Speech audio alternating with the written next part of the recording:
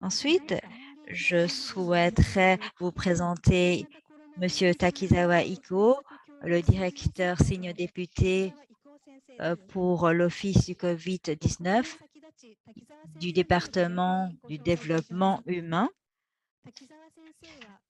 Permettez-moi de le présenter. Il a travaillé pendant 25 ans à la JICA, en Afrique, en Amérique latine, en Asie. Il était impliqué dans les projets de santé. Aujourd'hui, il est directeur général pour l'Office de la réponse pour le COVID et il est le responsable pour les maladies infectieuses. Il va nous parler de la promotion de recherche conjointe pour les maladies infectieuses en Afrique et comment diffuser les résultats après la fin du projet, comment faire pour diffuser ces recherches, comment faire pour amplifier ces stratégies. Merci.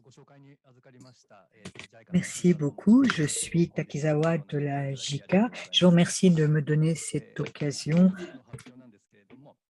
et je vais donc aujourd'hui d'abord vous dire que je travaille depuis 30 ans pour la JICA. En particulier, j'ai travaillé dans le domaine de la santé publique en Afrique, mais je ne suis pas le représentant officiel de la JICA. Je vais prendre la parole et je voudrais m'exprimer librement. Et je précise que je ne suis ni chercheur ni scientifique. Je suis en fait quelqu'un qui travaille sur le terrain dans le domaine de l'aide.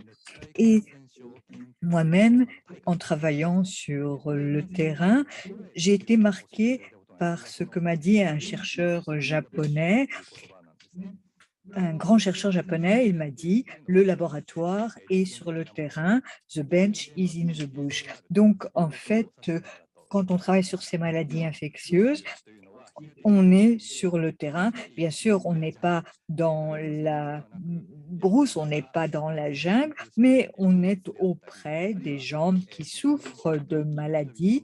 On regarde comment ils vivent et c'est cela, être sur le terrain.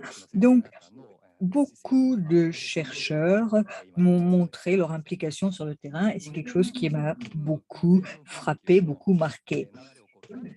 Et pour simplifier de façon un peu grossière les recherches sur ces maladies tropicales, on peut faire le schéma suivant. On a donc un travail sur le terrain avec la collecte d'échantillons, ensuite un travail dans le laboratoire et ensuite la rédaction d'articles. Donc travail sur le terrain, travail ensuite dans le laboratoire et puis travail de rédaction, ce qui permet de créer un savoir. Voilà, bien sûr, un schéma tout à fait simplifié, tout à fait grossier que je vous montre. En tout cas, c'est un travail qui est un travail vraiment extraordinaire et en même temps très difficile. Et en fait, la difficulté, c'est que quand on passe du travail de laboratoire au travail de rédaction, eh bien, il y a peut-être moins d'intérêt et on le fait plutôt par devoir. Donc, plus on avance, en fait, plus c'est difficile de conserver la motivation. La JICA a travaillé avec différents instituts, a contribué à leur établissement en Afrique et j'ai consulté une base de données Web of Science qui a un outil d'analyse et j'ai regardé quels étaient les documents enregistrés dans cette base de données, les articles, mais aussi les présentations. Et j'ai sélectionné l'Institut de recherche Noguchi. J'ai regardé le nombre d'articles produits par l'Institut Noguchi, le nombre également de citations de ces articles. Vous voyez sur le graphique les colonnes qui montrent le nombre d'articles et la courbe qui montre le nombre de citations. On commence en 1982 et j'ai continué pour aller jusqu'au 21 octobre dernier. Quelques 1686 articles ont été produits, chaque article étant cité en moyenne 21,6 fois. Et comme vous le voyez, à partir de l'an 2000, les choses progressent. Il y a quelques 130 articles publiés par l'Institut Noguchi et le nombre de citations atteint 4000 par an. Ce qu'il faut bien regarder, ce n'est pas évidemment quelque chose d'exhaustif. Vous avez des chercheurs qui publient en étant également affiliés à l'université du Ghana. Et donc, même si la personne a fait ses recherches dans le cadre de l'Institut Noguchi, l'article n'est pas considéré comme émanant de cet institut. Et puis, vous avez des chiffres pour les citations qui sont peut-être un petit peu plus élevés que la réalité. En tout cas, vous voyez qu'il y a tout de même de nombreuses citations. J'ai fait le même travail pour l'Institut de recherche médicale du Kenya. J'ai commencé en 1980 et je suis allée jusqu'au 21 octobre. Nous avons quelques 6872 articles, chaque article étant situé 31 fois. Et comme pour l'Institut Noguchi, à partir de l'an 2000, il y a une forte progression, 450 articles par an, avec plus de 20 000 citations tous les ans. Et on voit donc que l'Institut Noguchi et l'Institut Khemri apportent une contribution considérable en termes de création de savoir.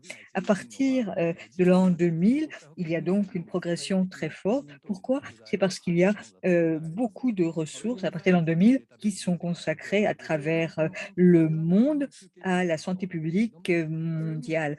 Quand on regarde sur le site Web of Science, on voit qu'il y a de nombreuses organisations qui ont apporté leur aide à ces recherches, qui ont permis la publication des articles. Mais si on a pu aussi développer les recherches et avoir tant d'articles écrits, c'est aussi parce que dans les années 80, dans les années 90, on a beaucoup travaillé pour former des chercheurs, pour aménager également le cadre de la recherche.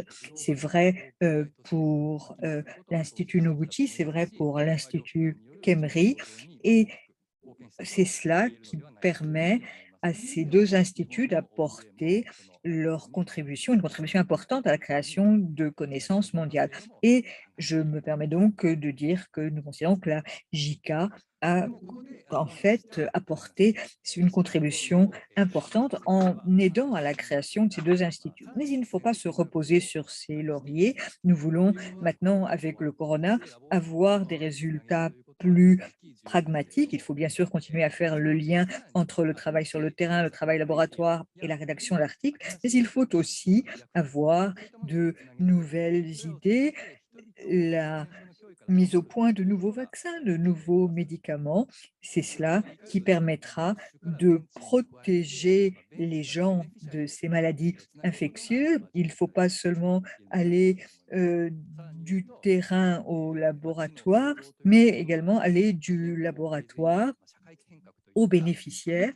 Et il s'agit également d'avoir un impact sur la société, une amélioration de la santé des gens grâce à ces projets.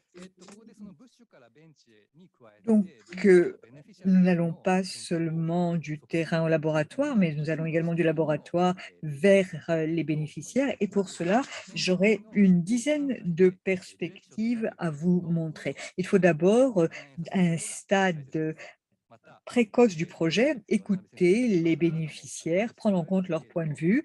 Ensuite, comme Monsieur Watanabe l'a dit, il va falloir aussi impliquer rapidement les parties prenantes, c'est-à-dire, comme l'a dit le professeur Watanabe, les décideurs, les politiques qui vont prendre les mesures. Il faut également penser à l'importance du fardeau que représente telle ou telle maladie, avoir une vision future et se fonder sur ces différentes informations pour définir une priorité parmi les recherches.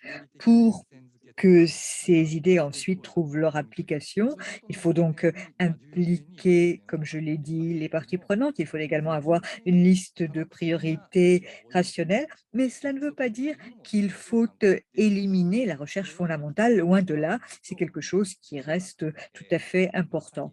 Regardez par exemple ce qui s'est passé avec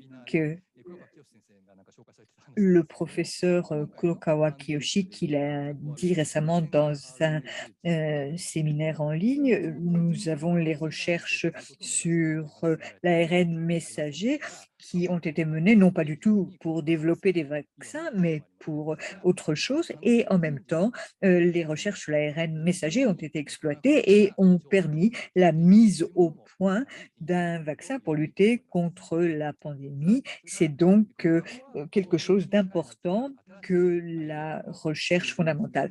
Ensuite, pour qu'il y ait des traductions concrètes, on a besoin de ce qu'on appelle la recherche translationnelle et il faut que ces résultats de la recherche soient transmis de façon opportune aux décideurs. Il faut donc avoir une communication stratégique. Il faut également que les nouvelles idées, les nouveaux produits soient remis aux bénéficiaires qui vont pouvoir commettre une amélioration de leur santé. Pour cela, il faut travailler sur les techniques d'administration.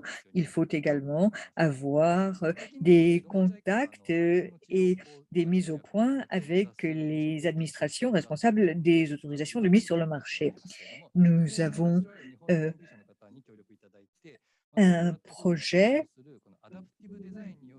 qui s'appelle le projet de design adaptif. Ce sont des recherches cliniques et cela permet d'avoir des designs adaptés dès le départ. Je crois que c'est une approche qui est importante. Et dans la mise en œuvre, nous avons des partenaires essentiels. D'abord, pour écouter la voix des personnes concernées, il faut avoir un dialogue avec les acteurs de la société civile. Il faut également pouvoir s'entretenir avec les décideurs politiques pour mener une bonne recherche translationnelle. Il faut qu'il y ait des partenariats publics-privés avec les laboratoires pharmaceutiques. Il faut également être impliqué dans différentes plateformes de recherche. Pour faire le lien entre le laboratoire, le terrain et les bénéficiaires, il y aurait deux perspectives qu'il faudrait ajouter. D'abord, le développement d'indices qui permettent d'évaluer les résultats.